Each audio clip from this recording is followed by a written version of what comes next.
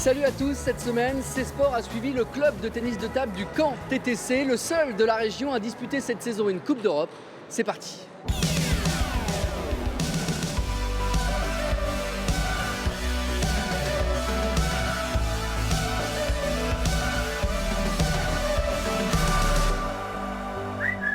Ce soir également du foot, la rencontre entre le Stade Malherbe et Angers vient de se terminer. Retour aussi sur toute l'actu sportive de la semaine dans la région.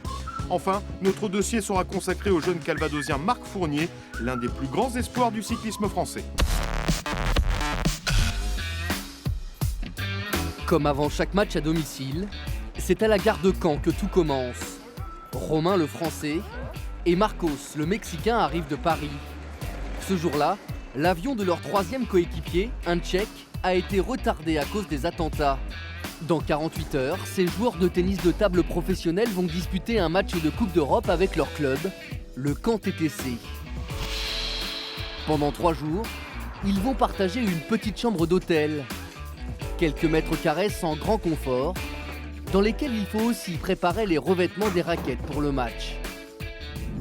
En France, il n'y a pas des masses de vraies structures d'entraînement pour des joueurs de haut niveau, mais le fait de se retrouver 2 jours avant, ça nous permet de s'entraîner un peu, de se raconter des trucs, et puis voilà, on s'entend tous bien, donc on est tous contents de revenir et de se retrouver.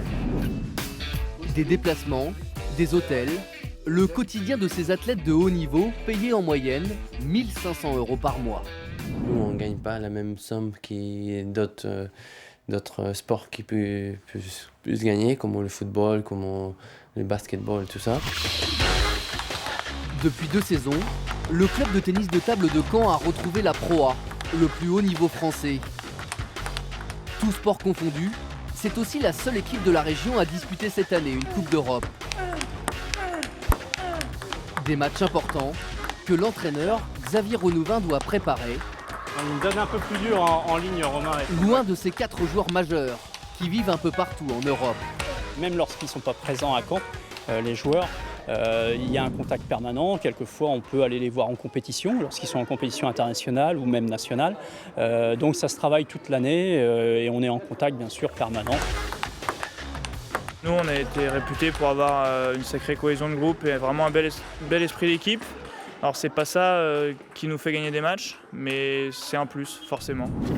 Allez Marcos, allez. Une cohésion dont Romain, Marcos et leurs coéquipiers vont devoir faire preuve en 8e de finale de Coupe d'Europe face au club suédois Darmstadt. Mais en attendant, place au foot. Cet après-midi, le Stade Malherbe de Caen recevait Angers lors de la 14e journée de Ligue 1. Regardez.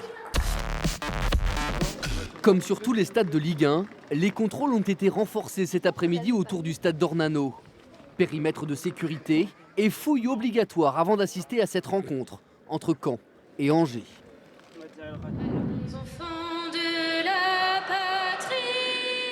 Un match qui débute par une Marseillaise vibrante, reprise en chœur par tout le stade.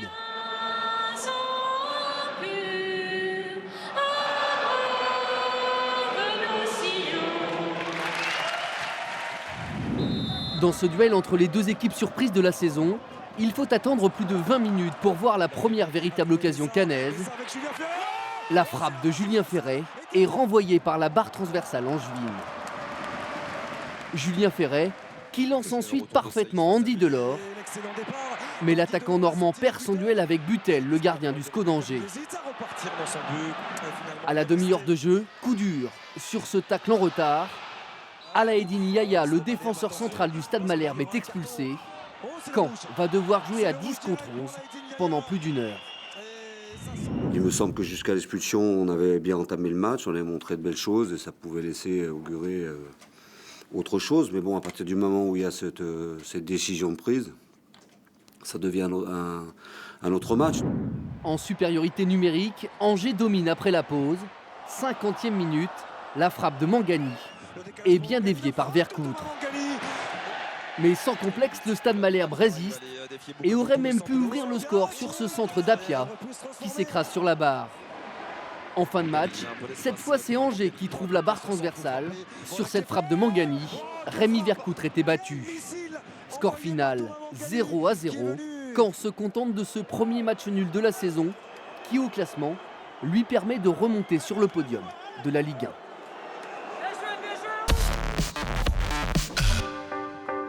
Retour à notre fil rouge, retour avec les joueurs de tennis de table du camp TTC, avant leur 8e de finale de Coupe d'Europe, face au club suédois Darmstadt.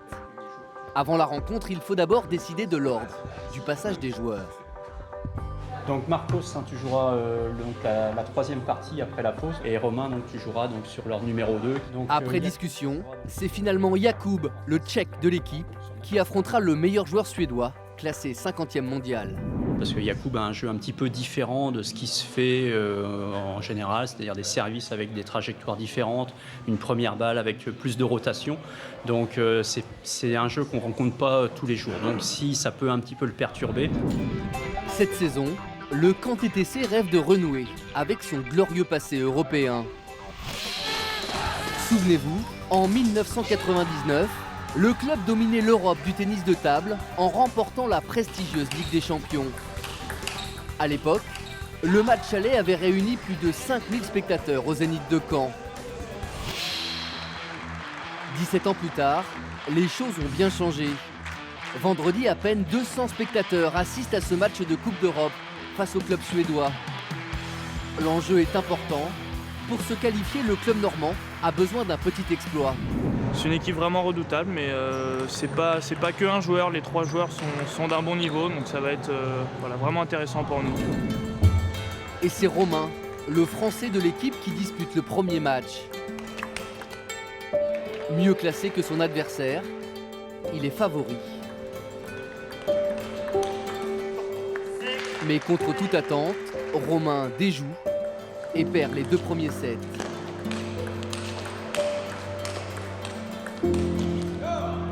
Maintenant, il faut que tu arrives à être plus décontracté, à être plus présent à l'attaque. Rien n'y fait. Le jeune joueur canet s'incline lors de ce premier match. Caen est mené 1-0 et démarre très mal ce match de Coupe d'Europe. Mais en attendant la suite de cette rencontre, on va d'abord revenir sur toute l'actualité sportive de la semaine en Basse-Normandie.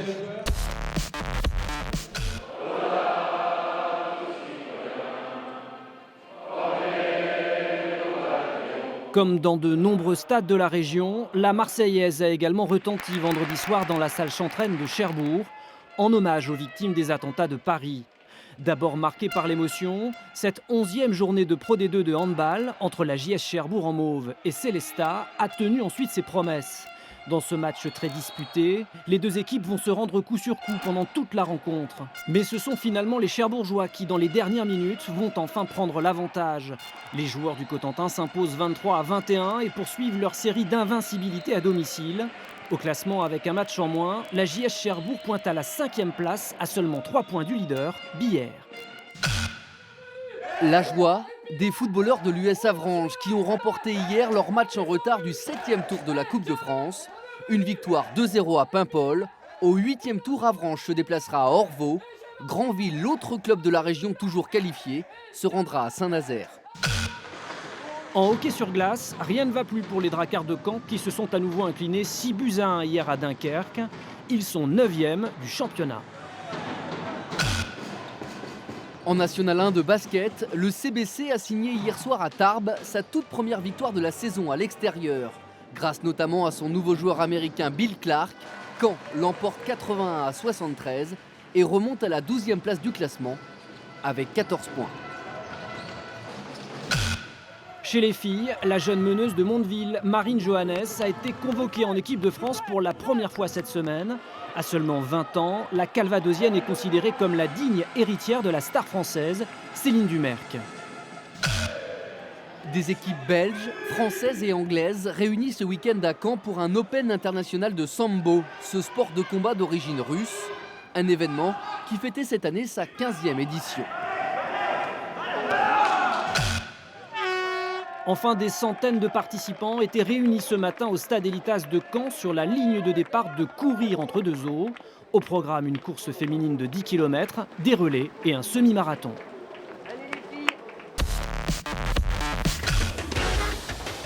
Retour au tennis de table, retour à ce match de Coupe d'Europe entre Caen et le club suédois Darmstadt. Cette fois, c'est au tour de Jakub, le joueur tchèque du camp TTC, de défier le Suédois Matthias Karlsson, l'un des meilleurs joueurs du circuit, classé 50e mondial.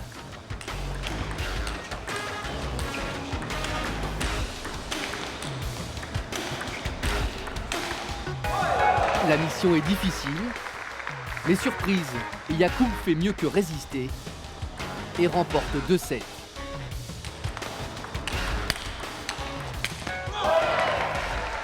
Mais le Canet s'incline finalement sur le fil dans la dernière manche. Grosse déception, Caen est mené 2 victoires à 0. Il a mérité ça, mais un peu dommage pour moi. Allez, come on, Allez, ciao. Les Canets doivent désormais réaliser un sans faute s'ils veulent se qualifier. Et c'est au tour de Marcos, le Mexicain de l'équipe, de disputer cette 3e rencontre très serrée.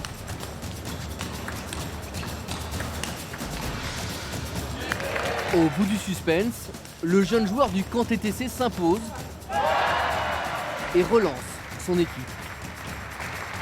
Tout ce que je peux apporter pour le club, pour l'équipe, c'est très bien et je suis content de donner un petit point pour aller chercher la victoire. Il reste un peu d'espoir. Tout repose sur les épaules de Romain, qui doit battre Matthias Carlsson, le 50e joueur mondial. Hélas, la hiérarchie est respectée. Le Français est dépassé et s'incline lourdement. Le Caen TTC perd logiquement ce match 3 points à 1. Il sort de la Coupe d'Europe par la petite porte. On est en Coupe d'Europe, c'est pour gagner chaque rencontre, c'est pas pour finir prématurément, bien sûr, donc c'est forcément une déception. Maintenant, voilà, on sait sur quoi on va se reconcentrer, c'est le maintien en Pro A dans un championnat extrêmement difficile. Place maintenant à notre dossier consacré cette semaine au jeune calvadosien Marc Fournier, l'un des plus grands espoirs du cyclisme français. Petit déjeuner en famille.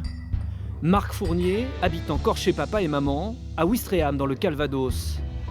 À tout juste 20 ans, le jeune homme révélé dans le monde amateur est l'un des plus grands espoirs du cyclisme français. Quand on est amateur, il n'y a pas trop d'argent dans le vélo, c'est pas comme au foot où il peut y avoir des bons salaires. Nous, voilà, on s'en sort comme on peut, donc je pouvais pas vivre ailleurs que chez mes parents pour le moment, donc voilà.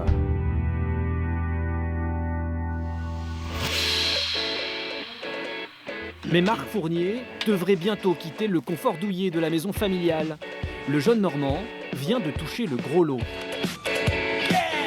Il y a quelques jours, Marc a signé son premier contrat professionnel au sein de la plus prestigieuse équipe tricolore, la Française des Jeux. Un contrat de 2 ans et une consécration. À seulement 20 ans, Marc va désormais s'aligner au départ des plus grandes courses et côtoyer le gratin du cyclisme mondial. Je pense que c'est comme si je signais dans une équipe comme PSG, je dirais. C'est la grosse équipe française, donc World Tour, une des meilleures équipes du monde. Donc c'est l'idéal pour un jeune coureur comme moi pour apprendre le métier et progresser au plus haut niveau. Il n'y a rien de tel qu'une équipe française de ce niveau-là. Comme tous les coureurs professionnels, c'est seul et sur ses petites routes d'entraînement sur la côte de Nacre que Marc Fournier va préparer pendant tout l'hiver cette première saison chez les pros. Un défi immense pour ce gros rouleur, puissant et endurant. Personnellement, je suis un coureur de classique, donc mon rêve c'est Paris-Roubaix, Tour des Flandres, voilà, toutes les grosses classiques, mais pour moi c'est Paris-Roubaix la plus belle, donc moi mon rêve c'est un jour remporter Paris-Roubaix sous les couleurs de la FDJ, j'espère.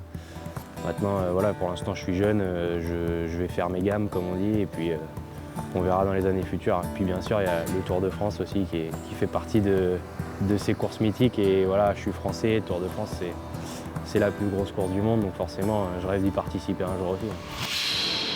Si tout va bien, l'avenir appartient au jeune calvadosien qui rejoindra dans quelques jours Thibaut Pinot et ses nouveaux coéquipiers pour les premiers stages de préparation. Voilà, c'est sport, c'est fini pour aujourd'hui. Salut à tous et à la semaine prochaine.